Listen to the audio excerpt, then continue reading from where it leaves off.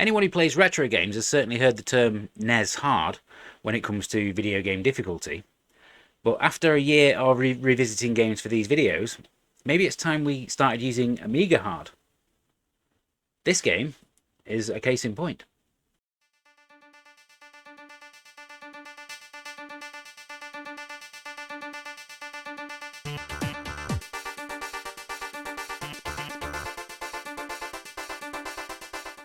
Hello everyone, welcome to the Re-Review, the series where I get to replay and reassess games from my favourite gaming era.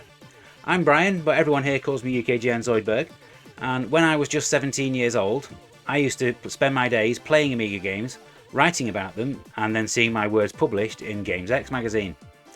Sometimes, as part of the job, I got to visit the offices of some of the UK's biggest games publishers and see games before anyone else. So join me as I take one game that I reviewed previously and take a fresh new look at it through today's eyes.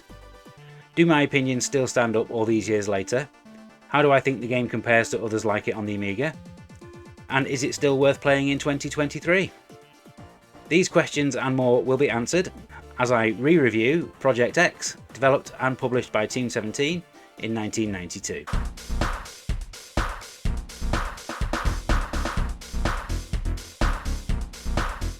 When you think about companies who were around during the days of the Amiga, there actually aren't that many of them left, with the likes of Ocean, US Gold and Gremlin having all long since disappeared.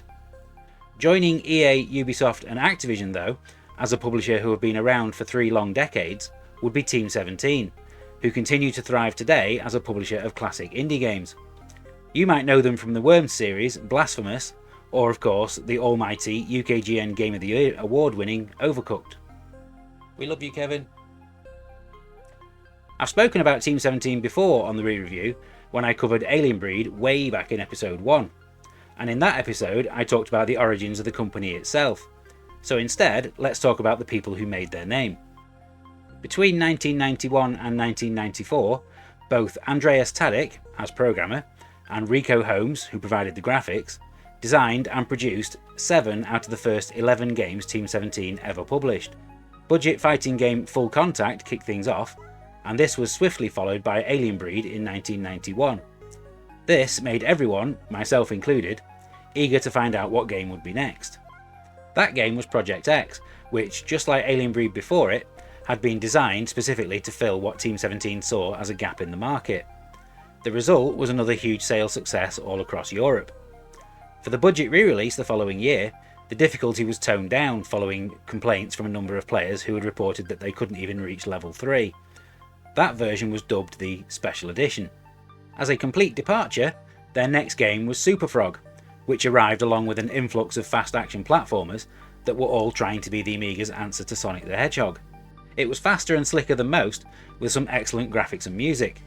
It even featured a side-scrolling bonus stage called Project F, accompanied by some very familiar sounding music. Unlike Alien Breed, which has had multiple sequels, spin-offs and remakes over the years, Project X has so far only had one sequel. X2, which was once again designed and programmed by Tadic, was released for the PlayStation in 1996, but only in the UK and Japan.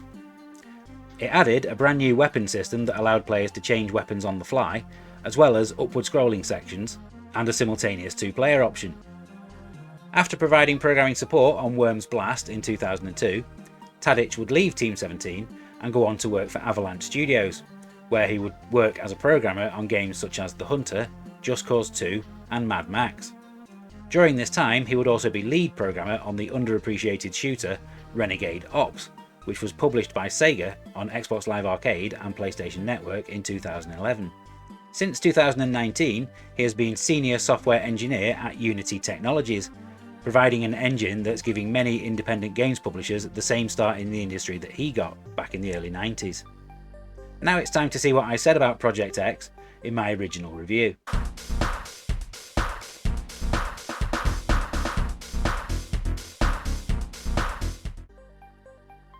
My review of Project X appeared in issue 45 of Games X magazine from March 1992.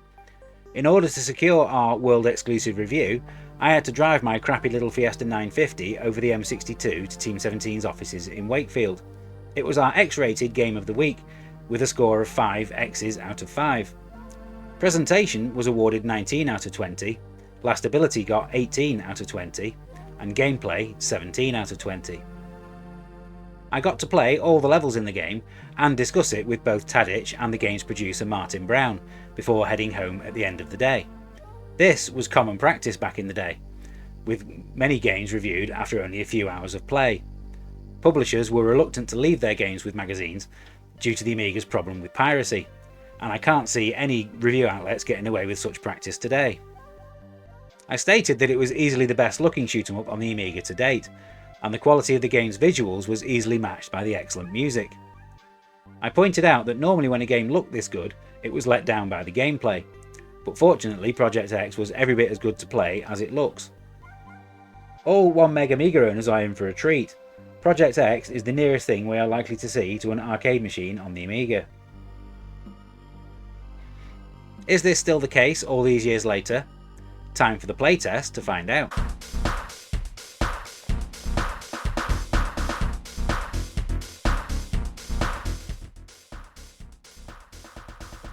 Even to this day, I've always been partial to a bullet hell shooter, and as far as the Amiga is concerned, there wasn't really a lot to choose from when this game came out. Probably the arcade conversion of R-Type, but that's probably about it.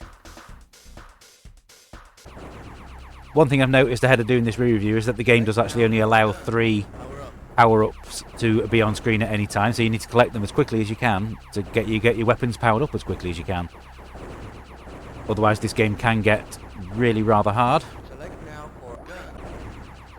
The power-up system is definitely heavily inspired by Konami's Nemesis or Gradius, whatever you want to be calling it.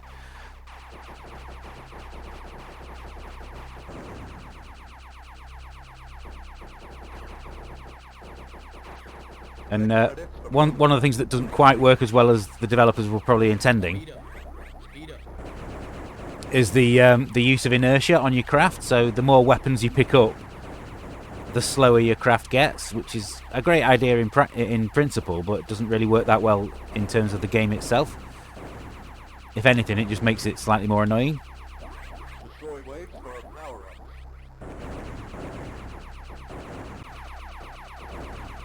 I'm not going to pretend that this is how good I am at the game straight off the bat after all these years.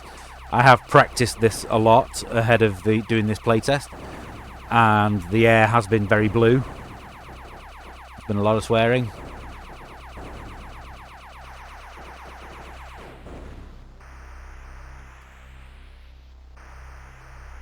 If you only ever played Project X Special Edition, then from here onwards on this level you will not remember.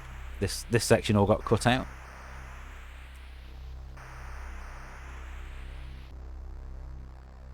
The intense difficulty was one of the things that people had a problem with this game over. Ow, damn it. And the difficulty extends down to how much power you lose when you die. So my guns are nowhere near as powerful as they were a second ago, thanks to that death. So one thing that is quite amusing is that Amiga Action did actually publish a made-up cheat for this game, claiming that if you flew directly into the centre of this particular boss, you would unlock a bonus stage, which was a complete lie. But what was quite amusing about it was that all the other magazines did actually publish it as a cheat that they'd been sent in themselves. This is taking a lot longer than it should because of the stupidly low-powered gun that I have.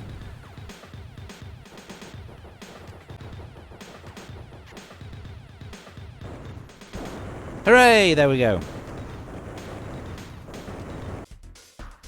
At least by reaching level 2, I will be able to start from this point in the game. I don't expect me to survive very long here.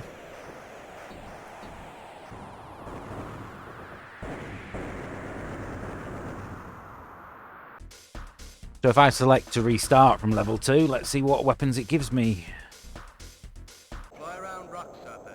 There you go, I do have slightly more weapon power than I had previously, so that's a good thing. Select now for speed Unfortunately, none of these enemies will drop a power pill for me. There's definitely a lot more enemy avoidance on this level, shall we say, than the first one. Even when your weapons are at full power, you're better off just avoiding stuff in some cases. But it's the levels like this one where the graphics really do start to come into their own.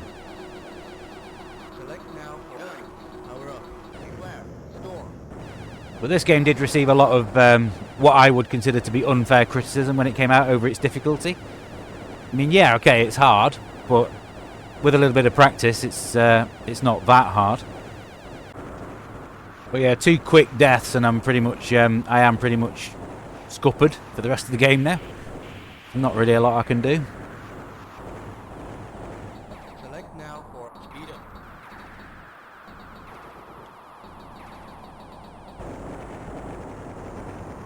Oh dear.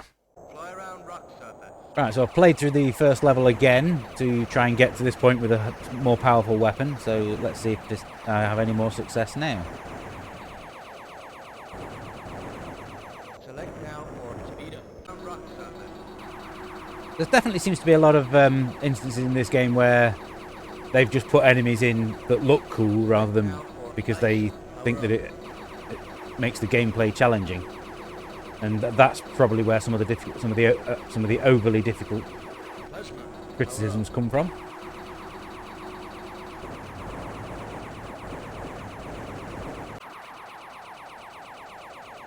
I've often accused games of having speech in them that sounds like the programmer got their family members to speak into a microphone.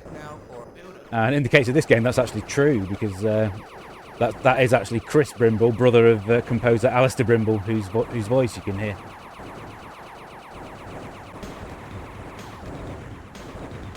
At least this end of level boss actually starts to show some signs of wear and tear. So you've got some kind of idea as to how close to death it is.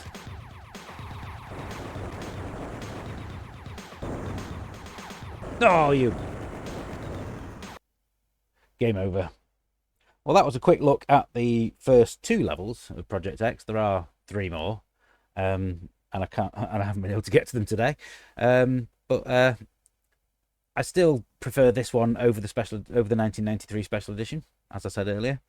The 1993 special edition is still a good game. Don't get me wrong. Whichever version of Project X you play, you're going to have a good time. But let's get on to the summary and find out whether or not I still agree with my original score.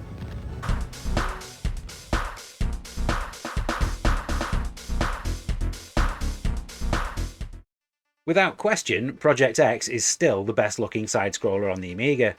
There's a crispness and a clarity to the graphics that other games simply can't match. It's always obvious what's going to kill you and what isn't, and it all moves incredibly smoothly. Alistair Brimble's soundtrack also remains top class, and would feature in anyone's list of the best Amiga music. It's still an incredibly tough game too. Replaying it again after all these years, it took me many attempts just to get past level 1. Most of the time, this challenge is a fair one though, as there are many enemies that follow simple patterns that you can learn. Yes, you do lose too much power whenever you lose a life, but that's also true of games like R-Type, and nobody holds it against that. It's the difficulty that prompted Team 17 to revisit the game in 1993, and this version is what many people consider to be the superior one. However, because I'd played the original so much by the time the budget version came out, I still consider the original to be the better option. Playing the special edition, to me, feels like playing Project X Lite, with the original being the full fat version. Both games also feature a rookie mode, with less projectiles and weaker enemies, but this only lets you play the first 3 levels. Whichever version of the game you play though, you're going to get the same basic experience, as the majority of the game's flaws exist in both versions. I just happen to prefer the original. The more you play it, the more those flaws become apparent. There are some moments of poor collision detection, particularly during a boss fight when you're required to shoot a specific weak point. Level 2 needs to be far more generous with the weapons that it dishes out, as a single death on this level can ruin your entire game. And as for level 3, There are too many enemies on that section with random attack patterns, which can lead to frustration. Project X, in either of its two forms, is still a fine but flawed game that I would much rather play than the majority of Amiga shooters. The side-scrolling shoot-'em-up Super League looks a little bit like this, and I'll be bringing you a closer look at that in a future video series. It's a shame that the only version of the game that seems to be available these days is the Special Edition, whether you're playing it on the newly released Evercade cartridge or on the A500 Mini itself. Thankfully, you can still play the original version on Antstream. As for the score, I think I'll downgrade the 5-star rating to a 4-star one.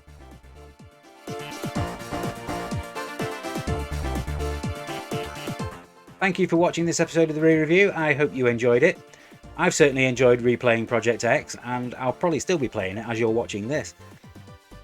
If you have enjoyed this one, then all previous episodes of the re-review are available in a playlist right here on the channel, and make sure you stick around to the end of this one for a little musical clue about what's coming next. All opinions expressed in this video are entirely mine, so if you do agree or disagree with anything that I've said, then the comment section is your friend. If you like what we do here at UK Gaming Network, then please do like and subscribe to support the channel. And remember, you can also follow me over on Twitter at UKJenZoidberg to find out what I'm currently playing. Until next time, happy retro gaming. Bye for now.